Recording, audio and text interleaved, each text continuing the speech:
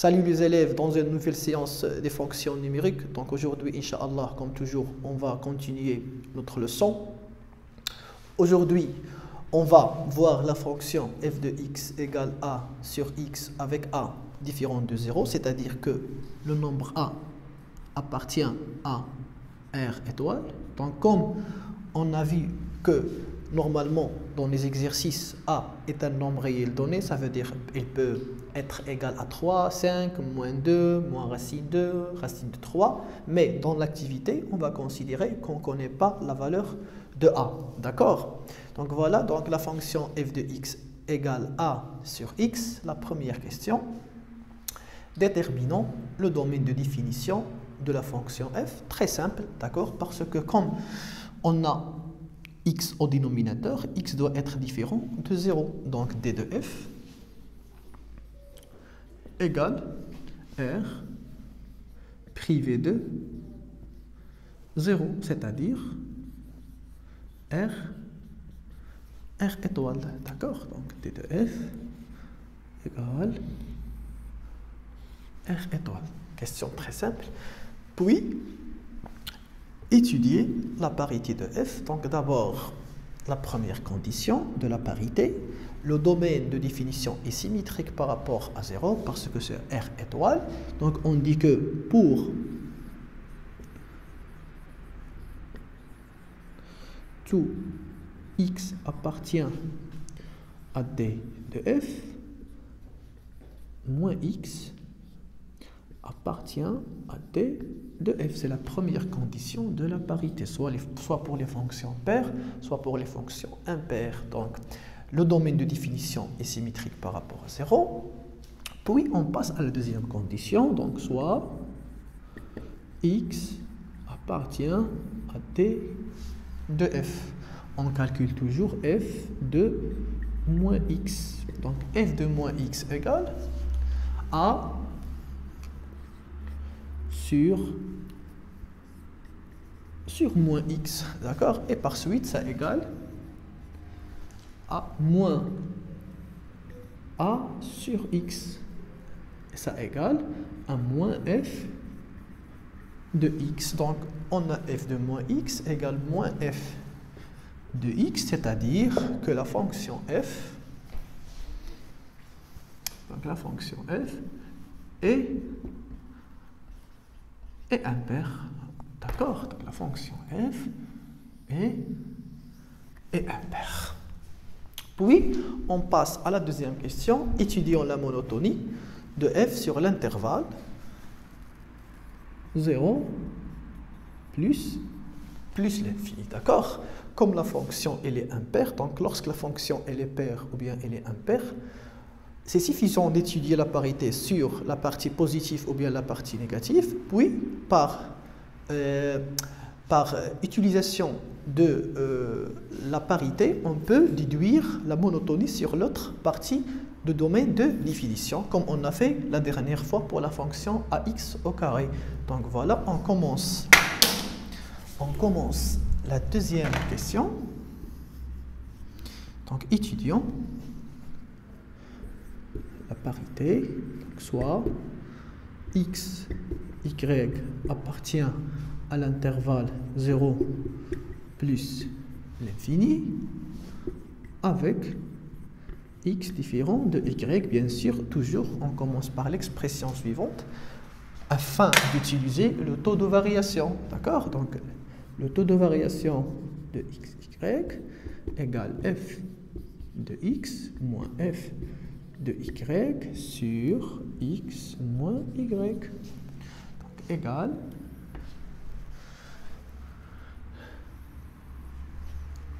a sur x moins a sur y sur x moins y. Je mets au même dénominateur l'expression en numérateur. Donc, ça égale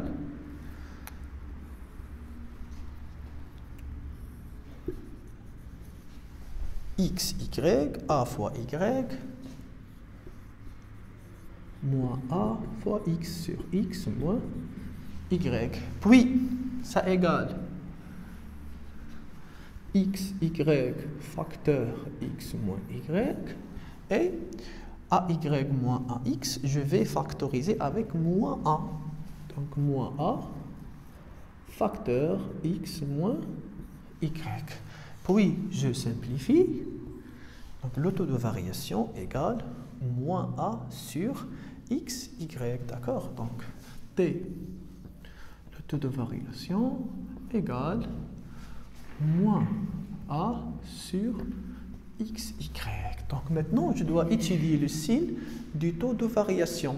Comme vous savez que x, y appartient à l'intervalle ouvert 0 plus l'infini, ou bien ça c'est R plus étoile, donc c'est la même chose.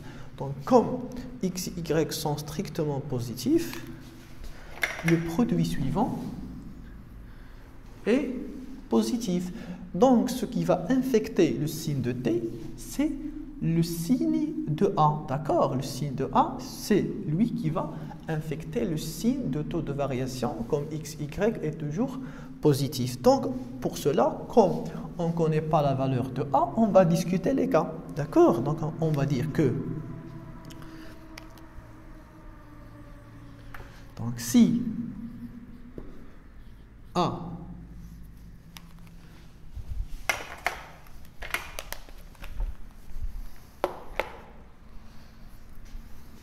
si A est strictement positif, donc A positif, x, y positif, donc moins A sur x, y est strictement négatif. Donc si A est strictement positif, moins A sur x, y est strictement négatif. Et par suite, T de x, y est strictement négatif. Et par suite, F est strictement décroissante sur l'intervalle R plus étoile. D'accord? Soit R plus étoile ou bien 0, l'intervalle ouvert 0 plus l'infini. Et par suite, on va voir l'autre cas. Donc si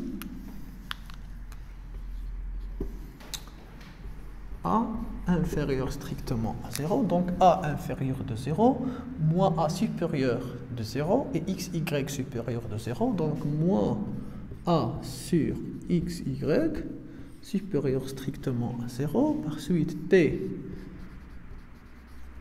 strictement supérieur à 0, par suite F est strictement croissante sur l'intervalle R plus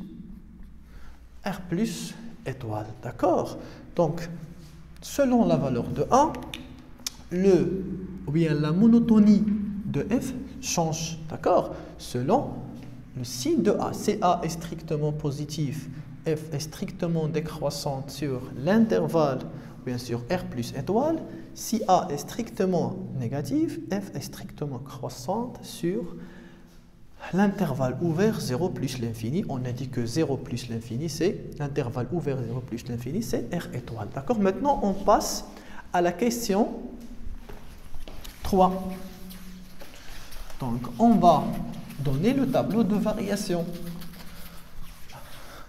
Comme on a déjà la monotonie sur l'intervalle 0 plus l'infini, et en utilisant la parité, on va être capable de donner le tableau de variation.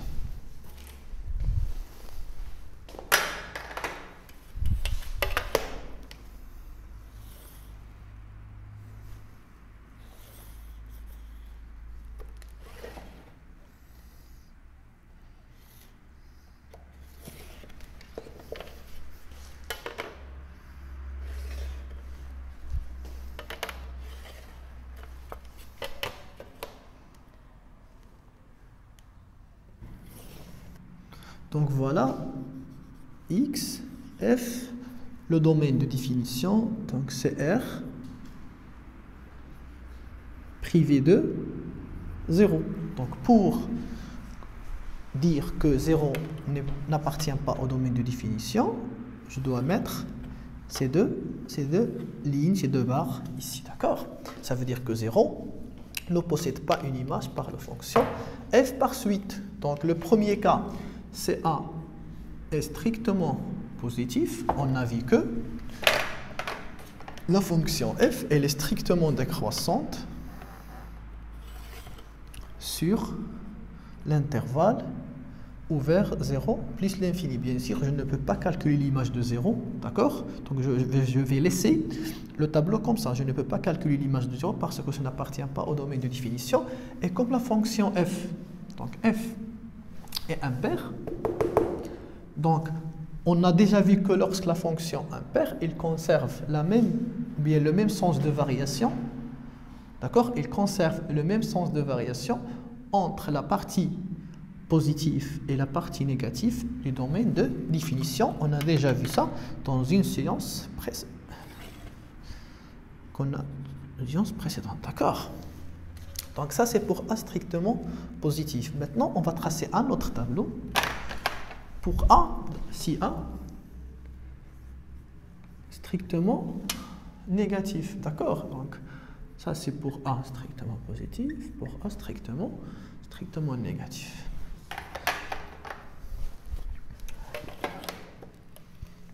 Voilà.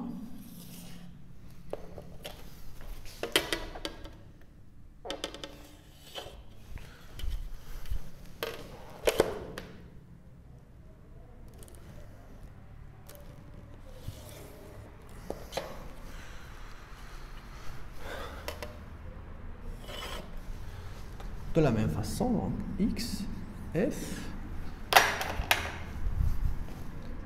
moins l'infini, 0, plus l'infini, toujours les deux barres, et la fonction.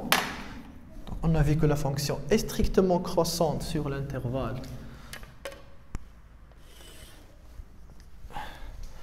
ouvert 0 plus l'infini, et donc elle sera de même strictement croissante sur l'intervalle ouvert moins l'infini 0 ou bien r moins étoile, d'accord? Donc ça c'est pour le tableau de variation de la fonction f. Donc le tableau de variation de la fonction f, la fonction a sur x, il est affecté par la valeur de a. Donc selon la valeur de a, d'accord, on trace ou bien on donne l'un de ces deux tableaux, d'accord? Parce que si je prends par exemple la fonction f de x égale 3 sur x, comme a, ça c'est a strictement positif, donc je donne directement le tableau de variation suivant.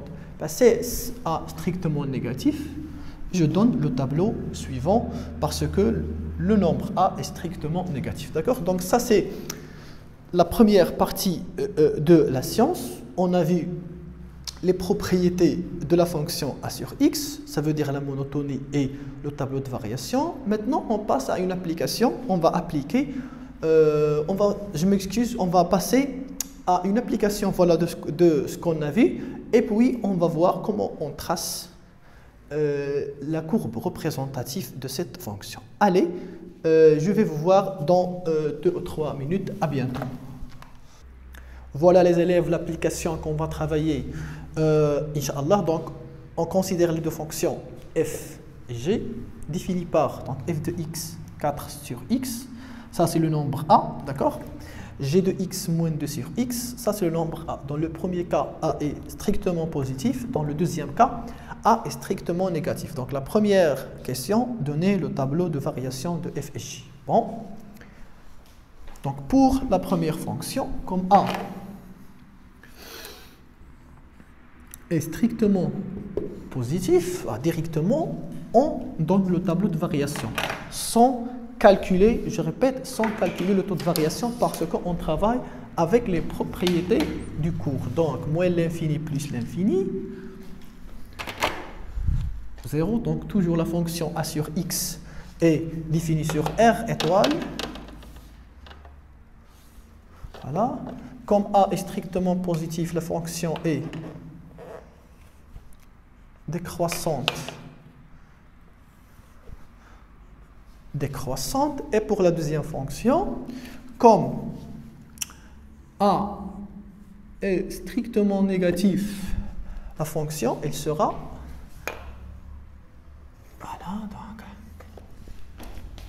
donc la fonction, elle sera croissante, croissante. D'accord? Maintenant, on passe à la deuxième question. Tracer C de F et C de G dans un repère orthonormé. Donc, pour tracer C de F et C de G dans un repère orthonormé, d'abord, on sait que la fonction A sur X est impaire. D'accord? Donc, on a déjà vu que toute fonction impaire, sa courbe représentative, elle est symétrique par rapport à l'origine du repère. Ça veut dire soit une partie ici, l'autre partie ici. Donc la fonction, elle sera soit de cette façon, soit de cette forme. D'accord? Soit de cette forme. Donc la fonction, elle doit être symétrique par rapport à l'origine du repère. Si jamais vous avez oublié ce que signifie ça, vous pouvez revenir aux séances précédentes et voir la séquence vidéo concernant cette propriété. Mais en tout cas, toute fonction impaire est symétrique par rapport à l'origine du repère. D'accord? Donc pour commencer, le traçage de cette fonction f, d'abord, on doit choisir quelques points et calculer leur image. Donc maintenant, on passe à la deuxième question. Faites très attention.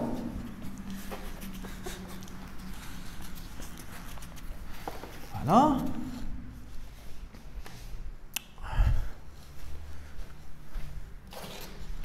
D'abord, on commence par la fonction f et puis on passe à la fonction g. Ça, c'est la question 2. Voilà.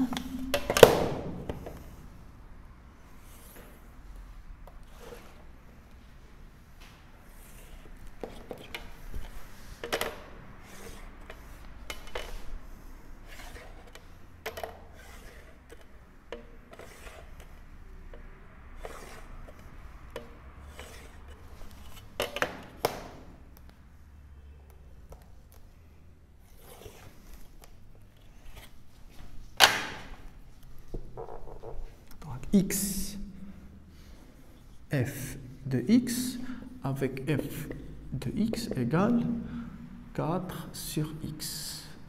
Donc je vais choisir quelques points par exemple. Je vais prendre le point, attention, on ne peut pas prendre le point 0 parce qu'on n'appartient pas au domaine de définition. D'accord? Donc je commence par 1, 2, 3, 4 et 5. D'accord? Et je calcule f de x. Donc f de 1 c'est 4 sur 1, c'est 4. F de 2, 4 sur 2, c'est 2. F de 3, 4 sur 3, c'est 1,3. Je prends un chiffre après la virgule. F de 4, c'est 1. F de 5, c'est 4 sur 5, c'est 0,8. Parce que 0,8 fois 5 égale 4. Voilà, maintenant je vais représenter les points de coordonnées suivantes dans le repère. D'accord? Donc on commence d'abord par le point de coordonnées 1, 4. Donc, le voilà, le point de coordonnées 1, 4. Donc normalement, si vous avez, quand vous avez les carreaux sur les cahiers, ça sera plus simple. D'accord? Le point de coordonnées 2, 2.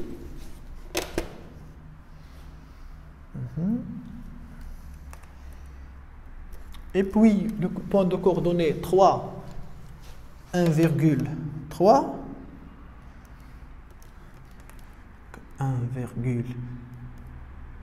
1,3. Et par suite, le point de coordonnées 4, 4, 1. Et par suite, le point de coordonnées 5, 0,8. D'accord? Voilà, maintenant, je vais relier les points.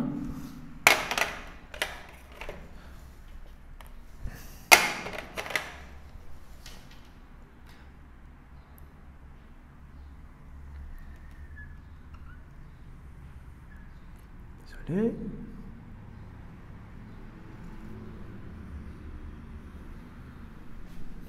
Là, et la courbe continue de décroître. Voilà. Donc, attention, une remarque très importante que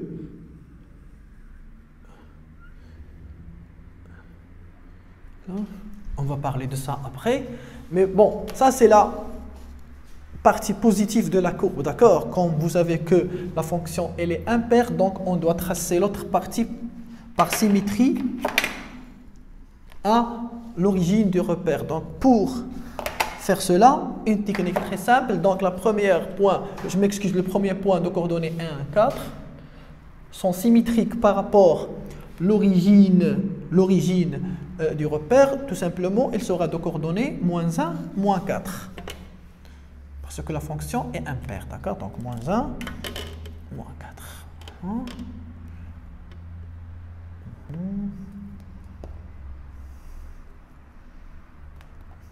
Là, donc le point suivant est le symétrique de point suivant par rapport à l'origine du repère. Puis on passe au point 2, 2.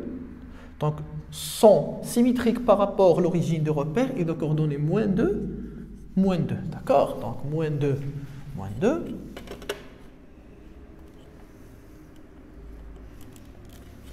Et par suite, le point de coordonnées 3, 1,3 sont symétriques de coordonnées -3, -1,3.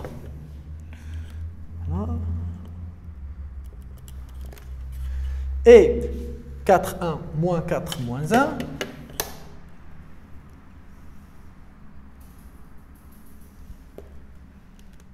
Donc -4, -1. 3, 1,3. Et le point 5, 0,8, -5, -0,8. Voilà. Je vais essayer de relier les points.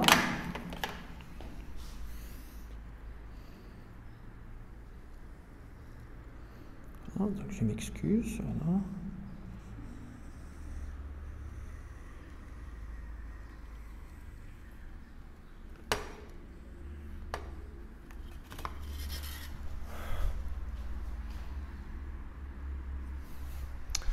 Voilà, donc la courbe est symétrique par rapport à l'origine du repère. Ça c'est C de F, ok.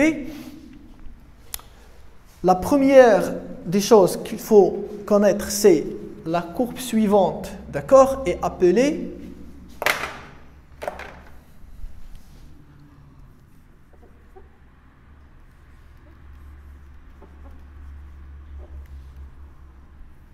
hyperbole, d'accord. Donc ça c'est un hyperbole, d'accord.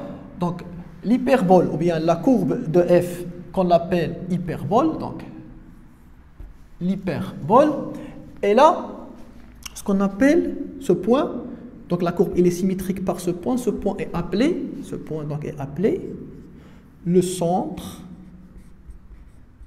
de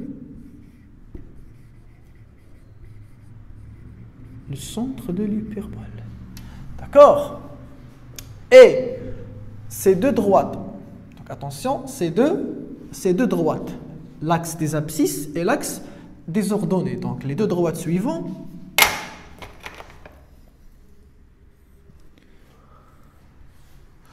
on les appelle asymptotes, d'accord. Donc asymptote, ça veut dire quoi un asymptote? Donc on dit qu'une droite est un asymptote, ça veut dire que la courbe, il ne se coupe jamais avec cette droite. C'est-à-dire que si je peux voir la continuité de la courbe elle sera de cette façon, d'accord. Donc voilà.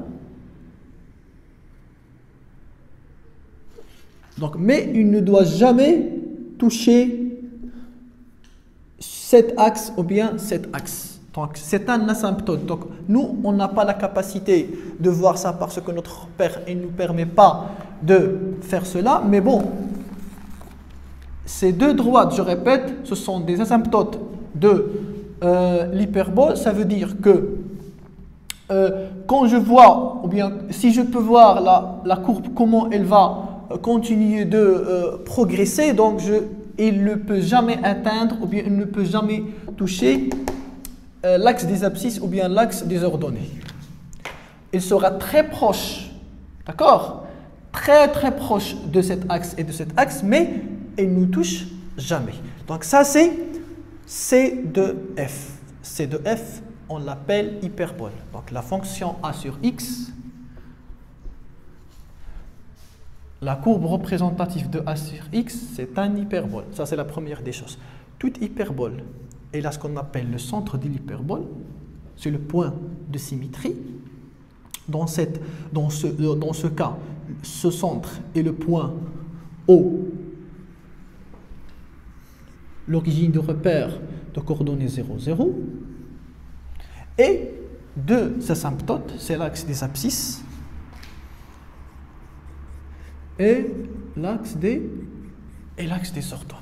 Une autre remarque, lorsque A est positif, lorsque A est positif, d'accord? Donc lorsque A est positif, la courbe de A sur x, elle est toujours de cette forme. Ça veut dire une partie ici, l'autre partie ici. On va voir l'autre cas lorsque A est négatif. Ça veut dire lorsque, comme par exemple la fonction g de x égale moins 2 sur x. On va voir la courbe de g, il sera de quelle forme. Donc là, maintenant on passe à la courbe de g. Donc on va travailler avec le même repère. Et puis, mais on va tracer un autre tableau de la courbe, bien de la fonction g.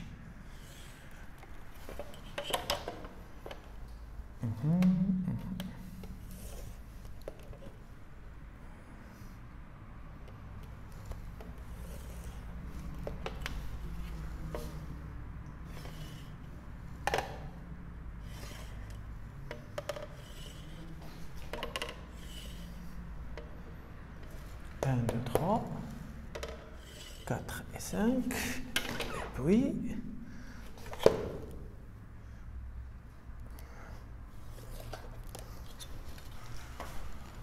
voilà, x, g de x. Donc pour la fonction g, on va prendre voilà, la fonction g de x égale moins 2 sur x. On va prendre le point 0,5, 1, 2, 4 et 5. Et par suite, donc f de 0,5 c'est moins 4, f de 1 c'est moins 2, f de 2 c'est moins 1, f de 4 c'est moins 1 sur 2. Et f de 5, donc moins 2 sur 5, c'est 0,4. Et moins 1 sur 2, c'est moins 0,5, moins 0,4. Maintenant, on va essayer de représenter les points suivants. Donc, je supprime d'abord g de x ici. Et par suite, je vais prendre. Donc, pour ok, donc le premier point 0,5 moins 4, donc 0,5 moins 4. Voilà, donc voilà 0,5 comme abscisse. Et moins 4.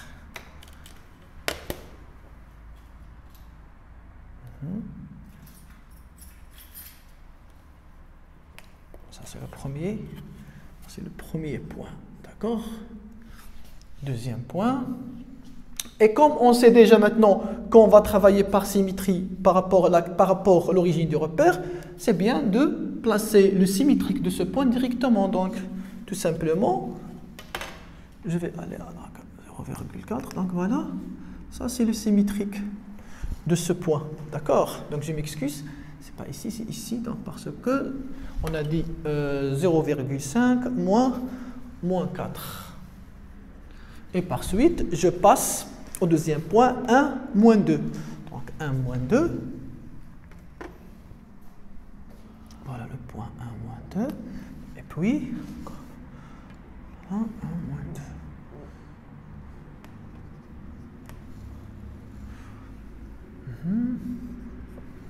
2. Et par suite, le point 2 moins 1. 2 moins 1. Voilà le point 2 moins 1. Donc, son symétrique, c'est moins 2, 1.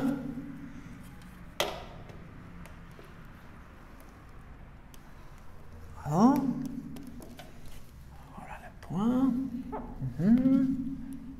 Et par suite, 4, 0,5. 4, 0,5. Voilà. Et moins 4. Voilà. Et 5 moins 0,4.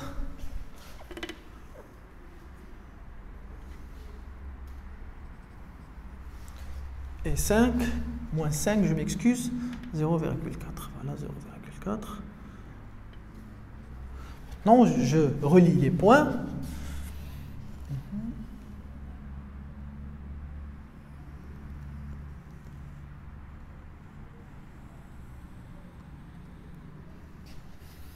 Voilà, donc, et la courbe. Donc, la courbe.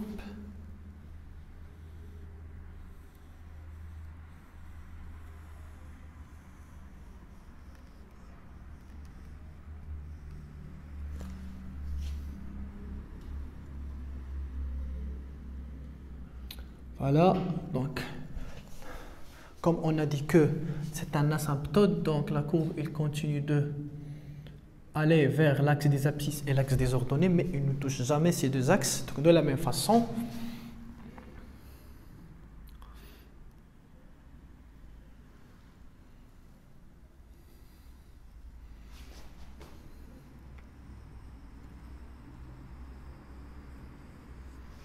voilà.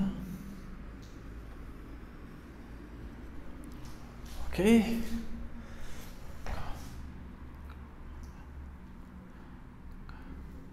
Ça, c'est C de G. C de G, toujours, c'est un hyperbole. D'accord? Donc, hyperbole, l'axe des abscisses et l'axe des ordonnées, ce sont des asymptotes. Le point O, c'est le centre de l'hyperbole. Comme G de X égale moins 2 sur X, donc A est négatif. Donc, lorsque le nombre A est négatif, la forme de la courbe représentative, elle est de cette façon. Donc, une partie dans cette partie du repère et l'autre partie, bien sûr, symétrique par rapport à cette partie, donc il sera ici. Donc, si A est positif, l'hyperbole, il sera de cette forme. Si A est négatif, l'hyperbole, il sera de cette forme. D'accord? Donc, ça, c'était la fonction f de x égale A sur x. Donc, on a vu comment on donne le tableau de variation, comment on représente la courbe de G qu'on appelle hyperbole. J'espère que c'est clair pour vous. Sinon, n'hésitez pas à poser des questions. Allez, je vous laisse à la prochaine, Inch'Allah.